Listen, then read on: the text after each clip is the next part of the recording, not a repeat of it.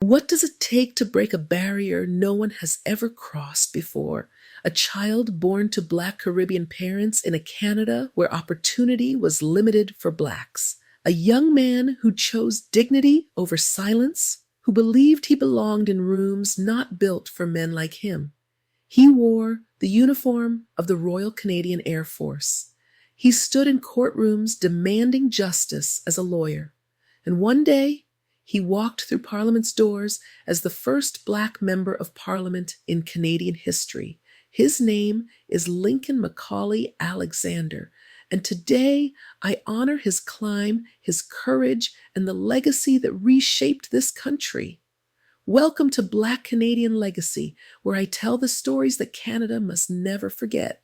This week's documentary was requested by one of our subscribers, Lily White, who asked to hear Lincoln Alexander's story after watching Carrie Best's legacy. If you'd like to help shape which heroes we honor next, subscribe and share your suggestions below. Imagine a Canada where no Black man had ever walked the halls of Parliament, where power was the domain of the privileged and representation was not even imagined. Then came a young man who dared to believe that his voice belonged in places history said he could not go. His name was Lincoln Macaulay Alexander, and he would become a symbol of progress, strength, and the courage to break barriers. Lincoln Alexander was born on January 21st, 1922, in Toronto, Ontario. His father immigrated from St. Vincent, his mother from Jamaica. They arrived with hope, faith, and the determination common to so many Caribbean families seeking a better life. Their home was modest, their opportunities limited. Racism was not hidden. It was daily, visible, and designed to restrict. But even as a child, Lincoln carried a sense of dignity that could not be pushed down. When World War II tore across the world, Lincoln enlisted in the Royal Canadian Air Force, one of the first Black Canadians ever to serve in the Royal Canadian Air Force. He served his country with pride, with discipline, and with unwavering loyalty. When he returned home, he made a decision that shaped the rest of his life. He chose education, not simply as a path to a career, but as a weapon against prejudice. He attended McMaster University, graduating with a Bachelor of Arts in 1949. Then he pursued law at Osgoode Hall, earning his degree in 1953. In the courtroom, he discovered his voice, firm, precise, unshakable. Still, Canada in the 1950s was not ready to make space for a brilliant Black lawyer. He was underestimated, questioned, overlooked. But Lincoln did not ask for permission. He built his own path, case by case, trial by trial, until his reputation spoke louder than discrimination ever could. Then came 1968, a year of upheaval, civil rights change, and global transformation. Lincoln Alexander stood for election in Hamilton West. And on June 25th, history shifted. He became the first Black member of Parliament in Canadian history.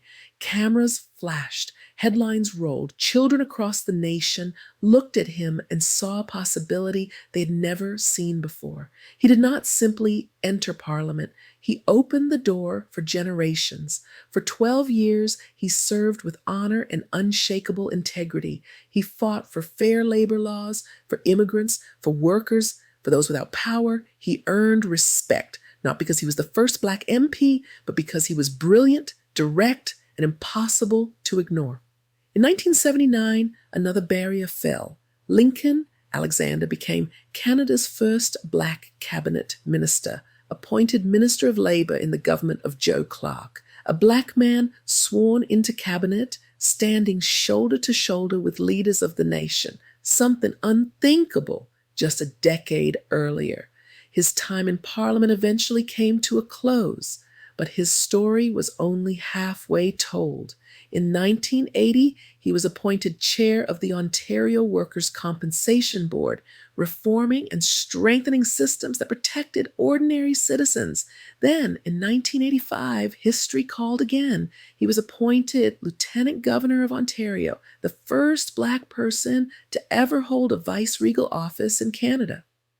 The child of Caribbean immigrants now represented the crown itself. He greeted world leaders, signed legislation, walked through schools, shook small hands, and spoke into young hearts.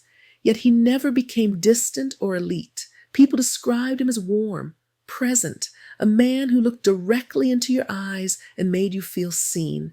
He used his office not as a pedestal, but as a platform, championing youth, racial equality, education, and multiculturalism. He traveled to communities across Ontario, met thousands of families, spoke in classrooms, at graduations, in churches, in civic gatherings. His message was constant. You belong, you matter, you can rise. After his vice-regal service ended, Lincoln Alexander became Chancellor of the University of Guelph, a position he held for an unprecedented 16 years. Students adored him, faculty respected him, his presence inspired excellence. The nation recognized his contributions. He received the Order of Ontario. He became a companion of the Order of Canada, one of the highest honors possible. Streets, schools, buildings, and a major expressway in Hamilton now bear his name. And in 2015, Canada declared his birthday, January 21st,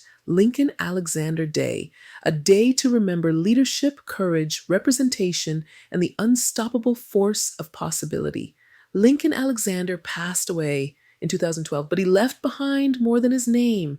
He left a blueprint, a path, a legacy. He proved what happens when a man walks forward, even when the world stands in his way. He did not ask for space. He made it, not with aggression, but with dignity, not with noise, but with excellence. Lincoln Alexander passed away on October 19th, 2012, at the age of 90, but he left behind far more than accolades. He left proof that barriers are not permanent, proof that excellence speaks louder than prejudice, proof that one person walking through a door creates a path for thousands. He showed this country that greatness is not determined by skin color or birthplace, but by character, resolve, and the refusal to accept limits designed by others. His life speaks to every young Black Canadian who has ever been told they do not belong. Your future needs no permission. This is Lincoln Alexander, the first Black member of Parliament, the first Black cabinet minister, and the first Black lieutenant governor of Ontario. A soldier, a lawyer, a statesman, a trailblazer. As a Jamaican immigrant myself, I proudly repeat his distinctions. PC, Privy Councillor; CC, Companion of the Order of Canada; OOnt, Order of Ontario; CD, Canadian Decoration; QC, Queen's Counsel. These titles are not just symbols. They represent decades of leadership, strength, and service to Canada, and a legacy that opened doors for generations to come. Lincoln Alexander, a Canadian legend. Lincoln Alexander proves something profound. That legacy isn't given. It's earned step by step, door by door, barrier by barrier. From the Air Force to federal politics to the Lieutenant Governor's office, he stood tall not only for himself, but for every Black Canadian who would follow.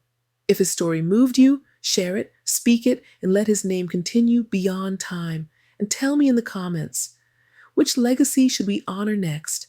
Viola Desmond, Marianne Shadcarey, Josiah Henson, or another unsung hero waiting to be brought to light? Subscribe to Black Canadian Legacy, where history breathes again and where we carry forward the names that shaped our nation. Documentary storytelling meets heritage education. Black history told with pride, power, and purpose.